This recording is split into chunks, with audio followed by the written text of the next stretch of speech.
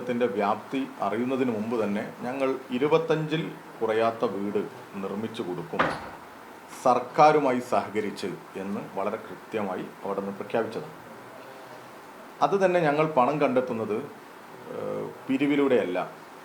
ആക്രി challenge, biryani challenge, അതുപോലെ തന്നെ ഡിവൈഎഫ്ഐയുടെ പ്രവർത്തകർ, ഡിവൈഎഫ്ഐയുടെ സഖാക്കൾ അവരുടെ അധ്വാനം സംഭാവന ചെയ്ത് അങ്ങനെ ഈ സമൂഹത്തിൽ ഏറ്റവും ശക്തമായ ഒരു സംഘടന എന്നുള്ള നിലക്ക് ഡിവൈഎഫ്ഐയുടെ സംഘടനാ പ്രവർത്തനത്തിൻ്റെ ആ ഒരു ഇടപെടലിൻ്റെ ഭാഗമായിട്ട് അധ്വാനത്തിലൂടെ സമാഹരിക്കുക എന്നുള്ളതായിരുന്നു ഞങ്ങളുടെ ഒരു രീതി. അത് നിങ്ങളൊക്കെ ഞങ്ങളുടെ വ്യത്യസ്ത പ്രവർത്തനങ്ങളെ നിങ്ങളൊക്കെ വ്യത്യസ്ത സമയങ്ങളിൽ റിപ്പോർട്ട് ചെയ്തിട്ടുണ്ട്.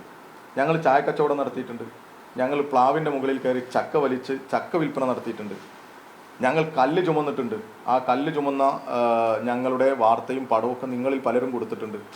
മീൻ കച്ചവടം നടത്തിയിട്ടുണ്ട്, അച്ചാർ വിൽപ്പന നടത്തിയിട്ടുണ്ട്, ബിരിയാണി ചലഞ്ച് നടത്തിയിട്ടുണ്ട്, വീടുകളിൽ കയറി ഇറങ്ങി പഴയ പത്രങ്ങളും പ്ലാസ്റ്റിക്കും ഇരുമ്പും ഒക്കെ ഞങ്ങൾ കളക്ട് ചെയ്തിട്ടുണ്ട്. അങ്ങനെ കളക്ട് ചെയ്ത് അധ്വാനത്തിലൂടെയാണ് ഞങ്ങൾ എന്ത് ചെയ്തത് 20 കോടി രൂപയിലധികം സമാഹരിക്കുന്നത്. ഞങ്ങളത് പട്ടത്തുള്ള കനറ ബാങ്കിൻ്റെ ഒരു അക്കൗണ്ട് തുറന്ന് ഒരു പ്രത്യേക അക്കൗണ്ട് തുറന്ന് അതിലാണ് ഞങ്ങൾ ഈ പണം നിക്ഷേപിക്കാൻ പറയുന്നത്. ഞങ്ങളുടെ 213 ബ്ലോക്ക് കമ്മിറ്റികളോടാണ് ഞങ്ങൾ ഈ പണം അടക്കാൻ പറയുന്നത്. ഞങ്ങൾക്ക് വ്യത്യസ്ത ബ്ലോക്ക് കമ്മിറ്റികളുണ്ടല്ലോ, ആ ബ്ലോക്ക് കമ്മിറ്റികളോടാണ് ഞങ്ങൾ ഈ പണം അടക്കാൻ പറയുന്നത്. അങ്ങനെ ഈ പണം അവരുടെ എല്ലാം അക്കൗണ്ടിൽ നിന്ന്, അവരുടെ എല്ലാ പ്രദേശത്തു നിന്ന് കളക്ട് ചെയ്ത പണം അവരുടെ അക്കൗണ്ടിൽ നിന്ന് അടക്കുകയാണ്. അങ്ങനെ അടച്ചപ്പോൾ ഞങ്ങൾക്ക് കിട്ടിയ തുകയിൽ കണ്ണൂർ ജില്ല മാത്രം, ഞാൻ പറയാം, ഇതൊക്കെ ഞങ്ങൾ തന്നെ പത്രസമ്മേളനം വിളിച്ച് ഞങ്ങളുടെ എല്ലാ പണത്തിന്റെ കണക്കൊക്കെ പറഞ്ഞതാണ് കേട്ടോ. ഓരോ ജില്ലയും പത്രസമ്മേളനം വിളിച്ച് അവരുടെ വിവിധ ബ്ലോക്കുകളിൽ നിന്ന് കിട്ടിയ കണക്കൊക്കെ പറഞ്ഞതാണ്.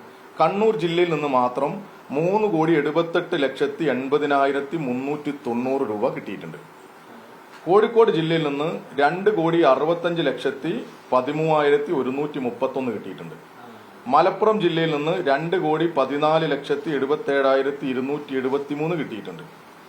ഇങ്ങനെ ഓരോ ജില്ലയിൽ നിന്ന് കിട്ടിയ കണക്കുകളാണ് എൻ്റെ കയ്യിലുള്ളത്. ഇത് നിങ്ങൾ ചോദിച്ചാൽ നിങ്ങൾക്ക് ആർക്കെങ്കിലും സംശയം? കണ്ണൂരാണ് ഏറ്റവും കൂടുതൽ പണം തന്നത്. 3 കോടിക്ക് മേലെ 3,78,80,390 രൂപ കണ്ണൂർ ജില്ല മാത്രം തന്നിട്ടുണ്ട്. അതിൽ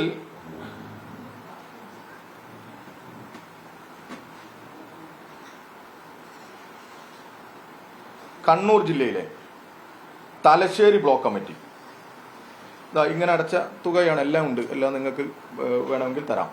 ഇവരെല്ലാം ഞങ്ങളുടെ ഈ അക്കൗണ്ടിലേക്ക്, വെർച്വൽ അക്കൗണ്ടിലേക്ക്, കനറ ബാങ്കിന്റെ അക്കൗണ്ടിലേക്ക് പണം അടച്ചതിന്റെ ഞാനിപ്പോൾ എല്ലാം പ്രിന്റ് എടുത്ത് കൊണ്ടുവന്നതാണ്. എത്ര പേജുണ്ട്? 266 പേജുണ്ട്. ഞങ്ങളുടെ ബാങ്ക് സ്റ്റേറ്റ്മെന്റ് ആണ്. 266 പേജുണ്ട് കനറ ബാങ്കിന്റെ. ഇത് ഞങ്ങളുടെ സംഘടനാ പ്രവർത്തനത്തിന്റെ അക്കൗണ്ട് അല്ല.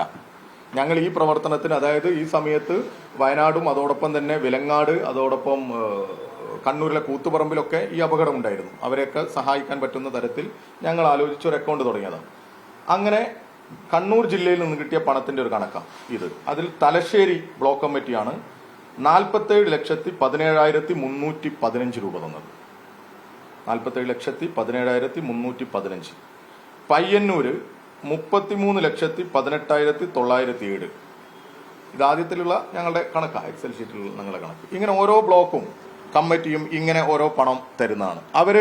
ആദ്യം കിട്ടുന്ന പണം, കുറച്ച് കിട്ടുന്ന പണം, അങ്ങനെ അവരിങ്ങനെ അവരുടെ അക്കൗണ്ട് ത്രൂ ഇങ്ങനെ അടച്ചതിന്റെ രേഖയാണിത്.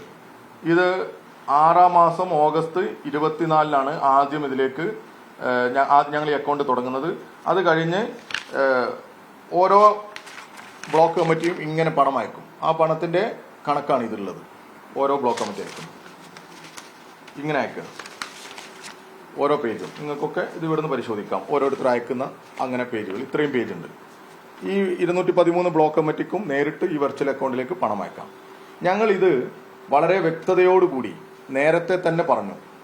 ഈ സ്റ്റേറ്റ്മെന്റ് തിരുവനന്തപുരത്ത് നിന്ന് ഞാനും സനോജും ഉൾപ്പെടെയുള്ള പത്രസമ്മേളനത്തിൽ ഞങ്ങൾ ഇത് കാണിച്ചു. കാരണം അന്നൊക്കെ ഈ സോഷ്യൽ മീഡിയയിലായിരുന്നു ഞങ്ങളുടെ ഈ പണപ്പിരിവിനെ കുറിച്ചൊക്കെ ഒരു ചർച്ച. ഇത്രയൊക്കെ കിട്ടുമോ? അങ്ങനെയായിരുന്നു. പിന്നെ ഇപ്പോൾ യൂത്ത് കോൺഗ്രസ്സുകാർ ഔദ്യോഗികമായിട്ട് പറയാം ഇത്രയും പണം കിട്ടിയിട്ടുണ്ടാവില്ല. കോൺഗ്രസിന്റെ ഒരു ഔദ്യോഗിക വക്താവ് പത്രസമ്മേളനം വിളിച്ചു പറയാം ഞങ്ങൾ ആക്രി ഫെഡറേഷന്റെ ഭാരവാഹികളാവേണ്ടവരാണ്, അല്ലാതെ ഇത്രയൊക്കെ പണം എങ്ങനെയാ സമാഹരിക്കാൻ സാധിക്കുക എന്നുള്ളതാണ്. അവരെ സംബന്ധിച്ചിടത്തോളം പണം പിരിക്കുക, മുക്കുക എന്നുള്ളതാണ് കോൺഗ്രസിനെ സംബന്ധിച്ചിടത്തോളം അജണ്ട. ഞങ്ങൾ അങ്ങനെയല്ല എന്ന് കാണിക്കാൻ കൂടിയാണ് ഞങ്ങൾ ഇത് ആവർത്തിച്ച് പറയുന്നത്. ഇതിങ്ങനെ പറഞ്ഞുകൊണ്ടിരിക്കുന്നതിൽ തന്നെ ഒരു പ്രയാസമുണ്ട്. ഞങ്ങളെ ആക്രി ഫെഡറേഷന്റെ ഭാരവാഹികളാക്കുന്നതിൽ ഞങ്ങൾക്ക് എതിർപ്പൊന്നുമില്ല. ഈ സമൂഹത്തിന്, ഈ പാവപ്പെട്ടവർക്ക് ഒരു സഹായം ചെയ്തു കൊടുക്കാൻ എന്തൊക്കെ ചെയ്യാൻ പറ്റുമോ ആ പണിയൊക്കെ ഞങ്ങൾ ചെയ്യുന്നുണ്ട്. ഞങ്ങൾ ആ രീതിയിൽ ഇടപെട്ടിട്ടാണ് ഈ പണം സമാഹരിച്ചത്. അതിന്റെ കണക്ക് രേഖയൊക്കെയാണ് ഇവിടെ ഉള്ളത്, ഈ മേശപ്പുറത്ത് വെക്കുന്നത്. ഇത് ഇന്ന് വെക്കുന്നതല്ല. നിങ്ങൾ തന്നെ ഇതിനു മുൻപും വന്നപ്പോൾ ഞാൻ നിങ്ങളുടെ മുമ്പിൽ ഇതേ രേഖ ഇതിനു മുൻപും വെച്ചിട്ടുണ്ട്.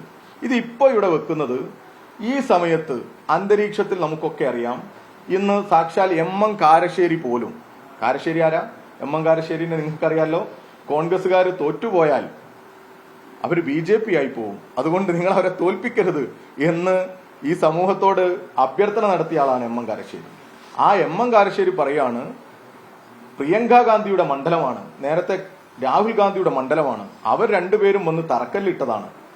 ഈ നാടിനോട് അവർക്കൊരു ഉത്തരവാദിത്തമുണ്ട്, ഇങ്ങനെ ഉത്തരവാദിത്തമില്ലായ്മ കാണിക്കരുത് എന്ന് എം കാരശ്ശേരിക്ക് പോലും പറയേണ്ടി വരുന്ന സാഹചര്യമുണ്ട്.